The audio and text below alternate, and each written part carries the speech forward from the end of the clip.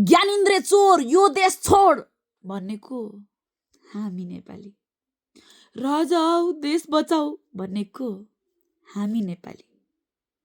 नेपालमा पहिलोपल्ट भारतलाई टक्कर दिने पहिलो एकदम खतरनाक नेता वाह केपी वाह भन्ने को? हामी नेपाली। केपी चोर यो देश छोड त मोर भन्ने को? हामी नेपाली। जोदौ हजुर जोदौ भन्ने जस्ता एकदम नराम्रा यी छुवाछुतदेखि लिएर शिर ठाडो पारेर बोल्न सक्ने बनाउने को? प्रचण्ड इज द बेस्ट भन्ने को? हामी नेपाली। हत्यारा प्रचण्ड त मोर भन्ने को? हामी नेपाली। साँच्चै अब नयाँको पनि कुरा गरौँ न होइन, किन पुरानाको मात्रै कुरा गर्नु? यस्ता त कति छन् है।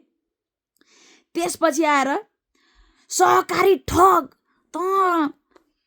ठग गरिबको पेटमा लात हानिस्, हामीले जम्मा गरेको पैसा घिचिस् त मोर भन्ने को?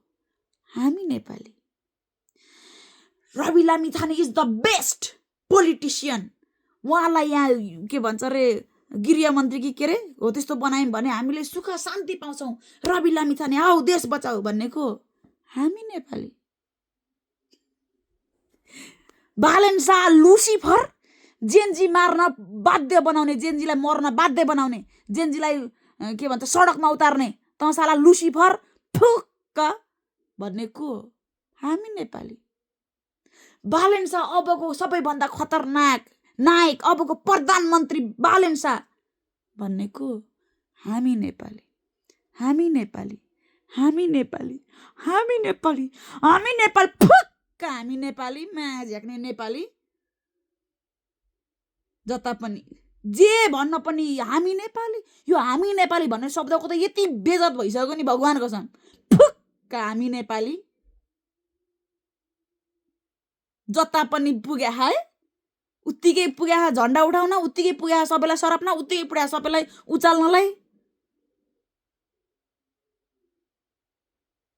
अचम्मै लाग्छ यार म त। हामी नेपाली, हामी नेपाली, हामी नेपाली, म नेपाली भन्न पनि लाज मर्दो भइसक्यो यार भगवान कसम। यही तरिकाले हो भने नि एक दिन यो देश पत्ता साफ हुन्छ क्या, यही पाराले हो भने पत्ता साफ हुन्छ।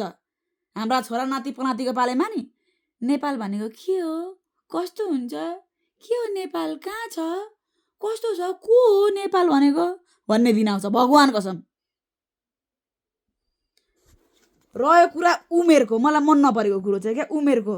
कति त्यही बुढा, मैले बुढाको पछि लाग्यो कहिले देख्यौ तिमीहरूले? केपीको पछि लाग्यो कहिले देख्यौ? प्रचण्डको पछि लाग्यो कहिले देख्यौ?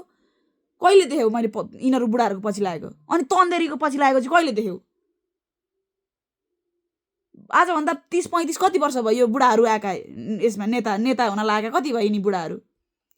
यिनीहरू नेता हुनलाई आउँदाखेरि लगभग त्यही बालन शाहकै उमेरका थियो होला नि होइन? हाम्रै उमेरका त थियो होला नि तिनीहरू आउँदाखेरि। त्यतिखेर पनि जय जयकार गर्दै त मनायो होला नि। केपी अबको नेता केपी, अबको प्रधानमन्त्री शेरबहादुर, अबको प्रधानमन्त्री फलानो, अबको प्रधानमन्त्री चिलानो भन्दै तिमी हामीले नै ल्याएको होइन यिनीहरूलाई? हामीले भन्दा पनि अझ तिमीहरूले, म त सानै थियो होला के यत्रो। उमेरले चाहिँ के खुत्याउँछ भने के पहिलो कुरो। दोस्रो कुरो आज बालन शाह, रवि लामिछानेहरू को छन् भर्खरका यी तन्देरीहरू? यिनीहरू चाहिँ भोलि बुढा हुँदैनन्? यिनीहरूलाई पनि भोलि बुढो भएपछि कुट्न गइहाल्नु तिमीहरूले केही खुल्क्याएनौ भनेर? जता पनि पुगेका छन् गाली गर्न, जता पनि पुगेका छन् उफ्रिन, सबैलाई भन्ने उयो फेरि गाली उयो। अनि अलिकति सत्य कुरा बोलिदियो भने त भालु नि भन्दै सिद्धियो। मैले एकदमै नबुझेको कुरो चाहिँ क्या यो नयाँ पार्टी जति पनि खोलेछन् नि, एमालेका पार्टी, प्रचण्डका पार्टी, कुन पार्टीको त नाम पनि जान्दिनँ म, कति छन् पार्टी छुट्टै कुरा भयो होइन। हरेक पार्टीका मान्छेले स्पेसली चाहिँ नयाँ पार्टीकाले अहिले भर्खरको हालचाल देखेको चाहिँ मैले मेरै पोस्टहरूमा, अरूको पोस्ट त त्यति हेरेको छुइनँ मैले, म मेरै पोस्ट हेर्छु, मेरै पोस्टका कमेन्ट हेर्छु म हेरे पनि होइन। तर इग्नोर गरेर हुन्छु, कतिलाई त रिप्लाई नै दिन्छु। मेरो पनि मुभ फोर भइसक्यो यिनीहरूको मुभ फोर हुनाले गर्दा, रिप्लाई दिनाले गर्दा। मैले देखाएको कुरा चाहिँ यो नयाँ पार्टी खोल्नुको मतलब चाहिँ दिदीबहिनी, आमा दिदीबहिनीहरूलाई चाहिँ मुख छाड्नको लागि भालुनी बेसिया तँलाई त्यही केपीले सुताएको, प्रचण्डले सुताएको त्यही भन्नको लागि हो होइन? मैले हिजो बालन शाहको बारेमा भिडियो बनाउँदा त कुनै पनि एमाले अनि कुनै पनि माओवादीका नेताले तँलाई त्यही बालन शाहले सुताएको भन्दै आएन नि त कमेन्ट गर्नलाई। यो घन्टी पार्टी गाले चाहिँ मलाई किन यस्तो अचम्म पो लाग्यो मलाई त छक्कै पर्यो। न कुनै केपीको बारेमा भिडियो बनाएको छु, न कुनै प्रचण्डको सपोर्ट लिएको छु, न शेरबहादुरको, न के अलिकति भएको साँचो कुरा सत्य कुरा गरिदिएको त तँलाई केपीले सुतायो रे, तँलाई प्रचण्डले सुतायो रे क्या। यिनीहरूको त अलिकति त सत्य कुरा त पचाउनै पो सक्दैन नि त। अचम्मै लागेको मलाई त। त्यति गाह्रो हुन्छ मलाई भगवान कसम। आजसम्म मैले कुनै पनि भिडियोमा केपीलाई पनि गाली गरेको छु, प्रचण्डलाई पनि गाली गरेको छु नि होइन, तर तिनी भिडियोहरूमा मैले कुनै पनि कमेन्ट देखिनँ कि तँलाई बारेनले सुतायो त्यही भएर केपीको विरोध गरिस्, तँलाई रवि लामिछानेले सुतायो त्यही भएर विरोध गरिस् भनेको कहीँ देखेको छुइनँ त मैले। तर अलिकति घन्टीको विषयमा अनि के अरे स्पेसली जी बालेन शाहको विषयमा सत्य कुरा गरिदियो भने नि तँलाई प्रचण्डले सुतायो केपी फुक्क मादर कुल्ली। तिमीहरूको घन्टी त तिमीहरूलाई मुख छाड्नको लागि निगा हल्ला गरेछौ होइन। हुन त अब के घन्टीमै जाने हाम्रो हुनेवाला प्रधानमन्त्रीज्यू नै फक घन्टी भन्दै त्यही फक घन्टीकै फक गर्दै हुनुहुन्छ, यसरी घन्टी हल्लाउँदै यसरी लन्द्राङ पार्दै हुनुहुन्छ। अरूको त के कुरा गर्नु, सायद त्यहीँबाट सिकेका होला तिमीहरूले त सिक्न त। एक दिन अब चाहिँ नबोल्नु पर्यो भनेर चाहिँ बोलाएर बसेको सुरु भइसक्यो किन इनबक्समा धरी पो त हो तँलाई प्रचण्डले सुतायो केपीले सुतायो भन्दै आइरहेको कि इनबक्समा धरी फुक्क तिमीहरूको पार्टी मासाला। जसको सम्मेलनमा पनि उत्तिकै पुगेछ, गाली गर्न पनि उत्तिकै पुगेछ, उफ्रिन पनि उत्तिकै पुगेछ। मैले नबुझ भगवान कसम कि चाहे भाइरल के भन्छ अरे, चाहे कलाकारिता होस्, चाहे नेतागिरी होस्, चाहे दादागिरी होस्, जेसुकै गिरी होस्, चाहे खानेकुरा होस्, चाहे वस्तु व्यक्ति जेसुकै होस् होइन,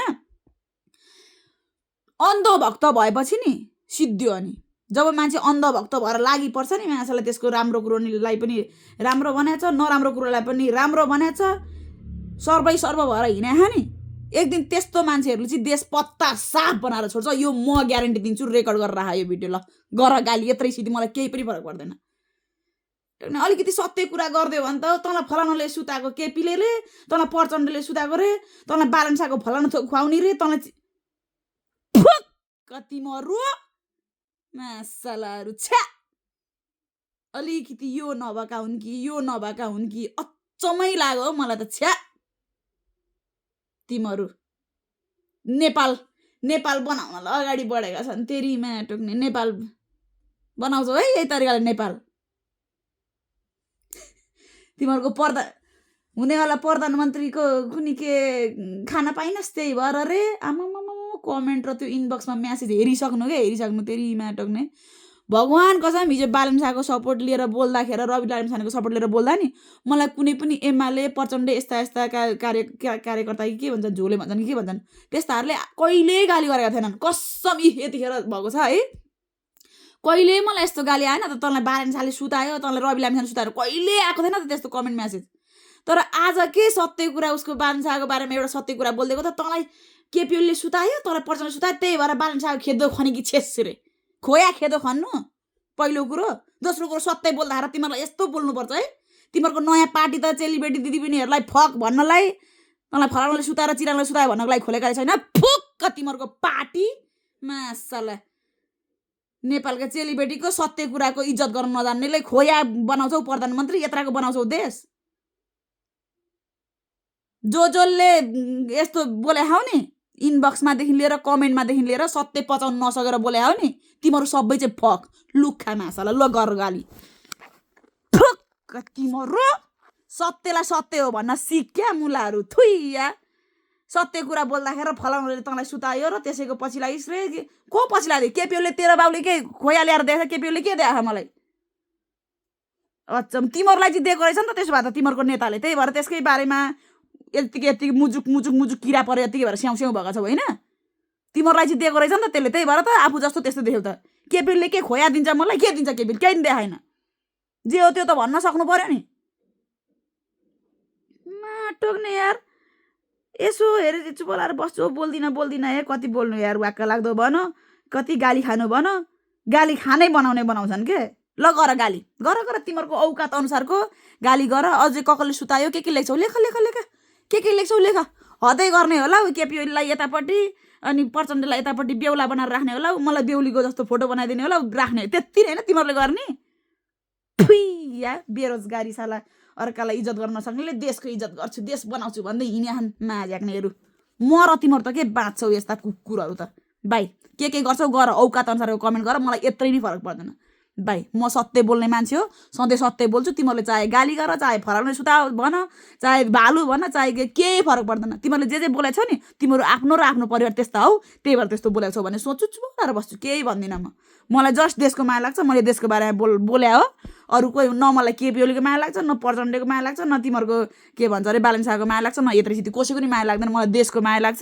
देशको माया लागेर सत्य कुरा बोल्दाखेरि तिमीहरूको नजरमा भालु हो, प्रचण्डले फलानुले सुताएको हो भन्छौ भने हो ल, यत्रै के खुल्क्याउँछौ खुल्क्याऊ यत्रै। बाई जय नेपाल। सक्छौ भने देशको माया लाग, गर, देशको लागि सत्य बोलेर हिँड। होइन भने मलाई तिमीहरूको शान्तिने गालीले त मलाई बाले यत्रै पनि केही पनि फरक पर्दैन। कस्तो के भएर त के भन्छ बाबुआमा त्यागेर गुमाएर त एक्लै जिन्दगी काट्नु पर्यो। तिमीहरू मुलाको 2-4 वचन यो सत्य बोल्दाखेरि बोलेको तिमीहरूको यो शब्दहरूले अपशब्दले केही नि फरक पर्दैन मलाई, सिधा कुरा। बाई के गर्छौ गर, के खुत्याउँछौ खुत्याउ यत्रै बाई। तर तिमीहरूको पार्टी चाहिँ नि चेलीबेटीहरूलाई छाडा बोल्न, मुख छाड्न, फलाउनुले र चिलाउनुले सुतायो भन्नलाई खोलेका रहेछौ तिमीहरूको पार्टी भन्ने चाहिँ प्रुफै गरायो तिमीहरूले मलाई।